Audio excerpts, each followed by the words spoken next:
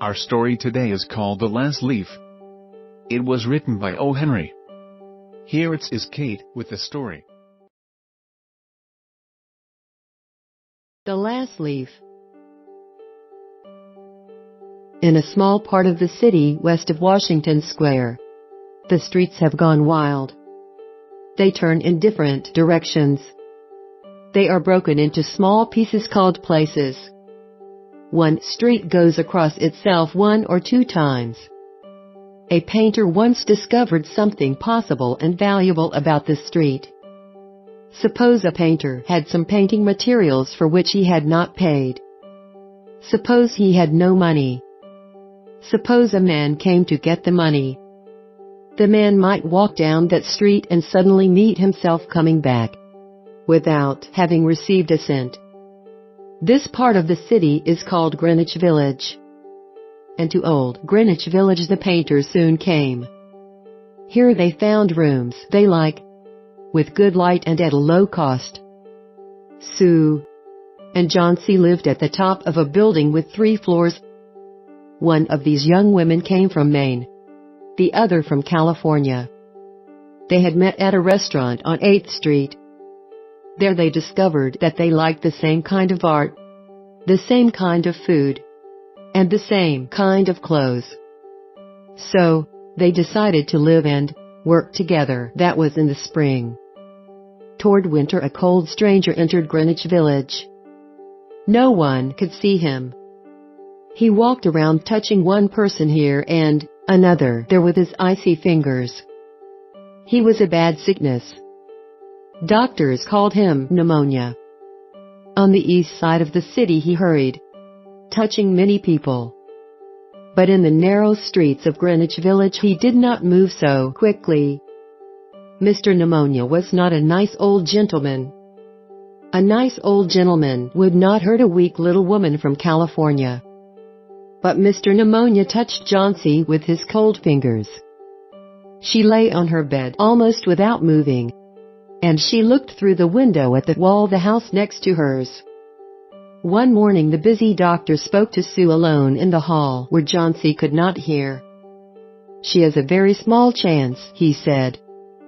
"She has a chance if she wants to live. If people don't want to live, I can't do much for them. Your little lady has decided that she is not going to get well. Is there something that is troubling her?" "She always wanted to go to Italy and paint a picture of the Bay of Naples," said Sue. "Paint, not paint. Is there anything worth being troubled about? A man?" "A man?" said Sue. "Is a man worth? No, doctor, there is not a man." "It is weakness," said the doctor. "I will do all I know how to do.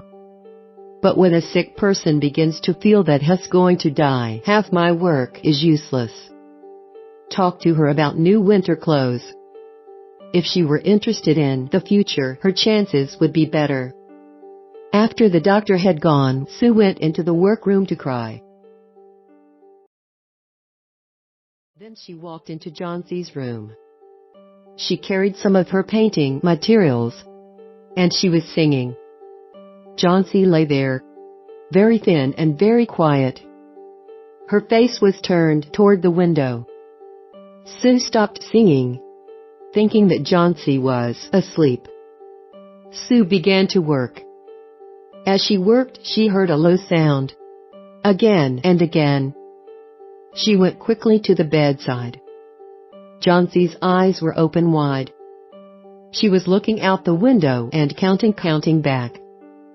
12, she said. And a little later, 11. And then, 10. And 9. And then, 8. And 7. Almost together. Sue looked out the window. What was there to count? There was only the side wall of the next house, a short distance away. The wall had no window. An old tree grew against the wall. The cold breath of winter had already touched it. Almost all its leaves had fallen from its dark branches. "What is it?" dear?" asked Sue. 6, said Johnsy, in a voice still lower. "Thought you're falling faster now. 3 days ago there were almost 100. It hurt my head to count them. But now it's easy. There goes another one. There are only 5 now." "5 what, dear?" "Tell your Sue." "Leaves. On the tree. When the last one falls, I must go, too. I've known that for 3 days." "Didn't the doctor tell you?" "Oh, I never heard of such a thing," said Sue. "It doesn't have any sense in it. What does an old tree have to do with you? Or with your getting well? And you used to love that tree so much." "Don't be a little fool. The doctor told me your chances for getting well. He told me this morning. He said you had very good chances. Try to eat a little now. And then you'll go back to work. And then I can sell my picture.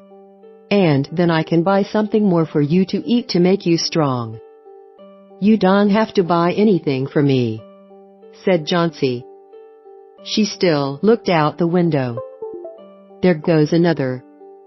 No, I don't want anything to eat. Now there are 4.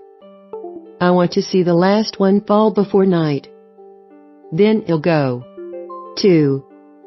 "Johnsy, dear," said Sue, "will you promise me to close your eyes and keep them closed? Will you promise not to look out the window until I finish working? I must have this picture ready tomorrow. I need the light 8:50. I can't cover the window." "Couldn't you work in the other room?" asked Johnsy coldly. "I'd rather be here by you," said Sue. "And I don't want you to look at those leaves." "Tell me as soon as you have finished," said Johnsy. She closed her eyes and lay white and still. "Because I want to see the last leaf fall."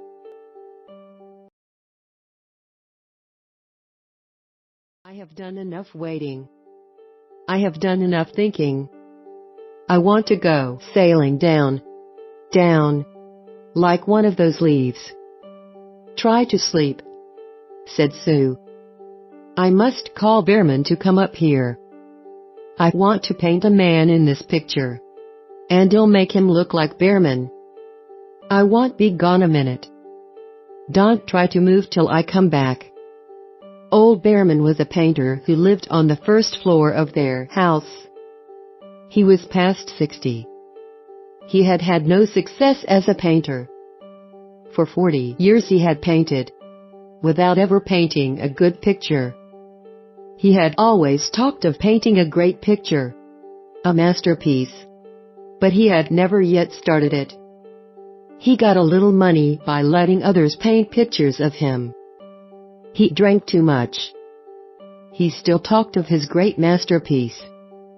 And he believed that it was his special duty to do everything possible to help Sue and Johnsy. Sue found him in his dark room, and she knew that he had been drinking. She could smell it. She told him about Johnsy and the leaves on the vine. She said that she was afraid that Johnsy would indeed sail down, down like the leaf. Her hold on the world was growing weaker. Old Behrman shouted his anger over such an idea. "What 1,000?" he cried. "Are there such fools? Do people die because leaves drop off a tree? I have not heard of such a thing.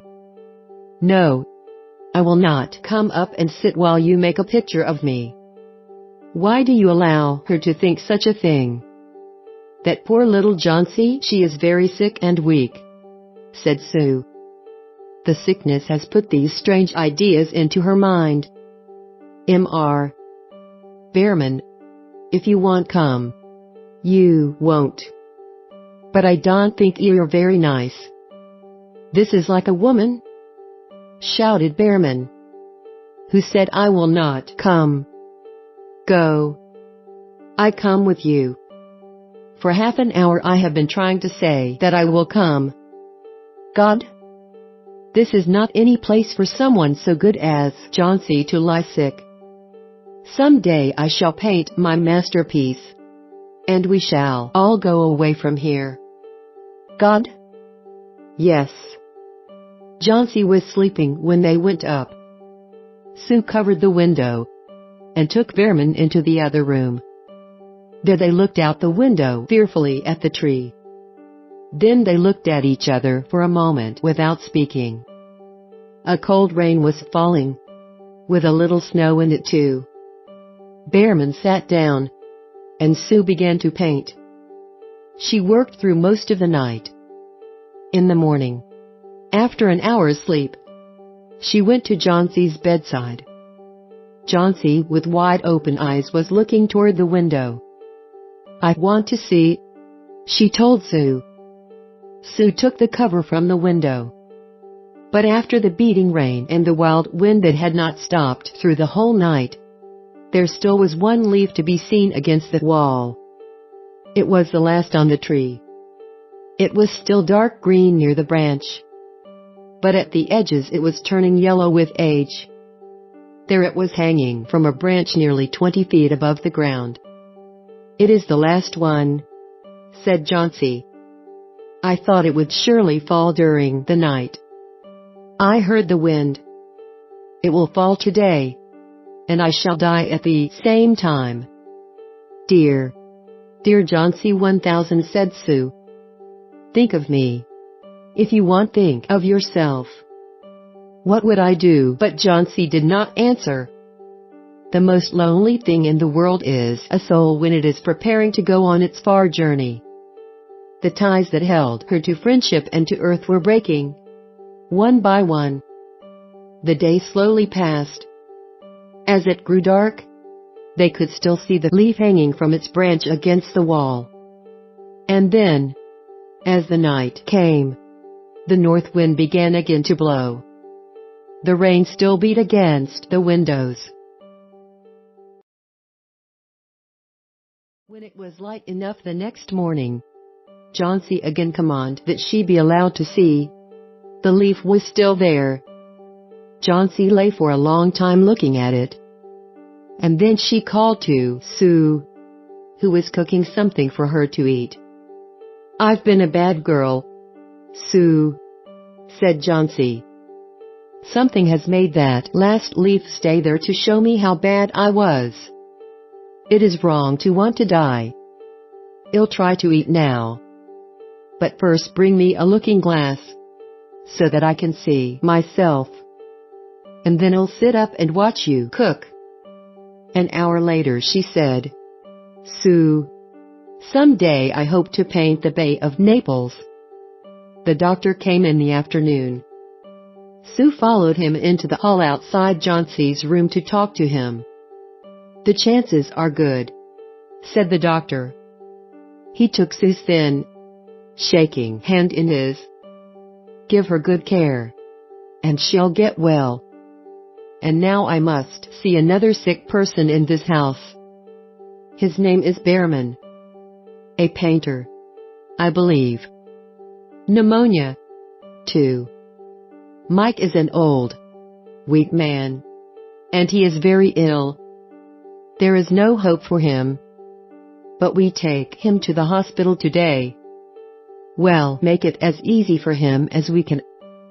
The next day the doctor said to Sue, she's safe. You have done it. Food and care, no that's all. And that afternoon Sue came to the bed where Johnsy lay. She put one arm around her. I have something to tell you, she said. Mr. Behrman died of pneumonia today in the hospital. He was ill only 2 days. Someone found him on the morning of the first day, in his room. He was helpless with pain. His shoes and his clothes were wet and as cold as ice. Everyone wondered where he had been. The night had been so cold and wild. And then they found some things. There was a light that he had taken outside, and there were his materials for painting. There was paint, green paint and yellow paint. And look out the window, dear, at the last leaf on the wall. Didn't you wonder why it never moved when the wind was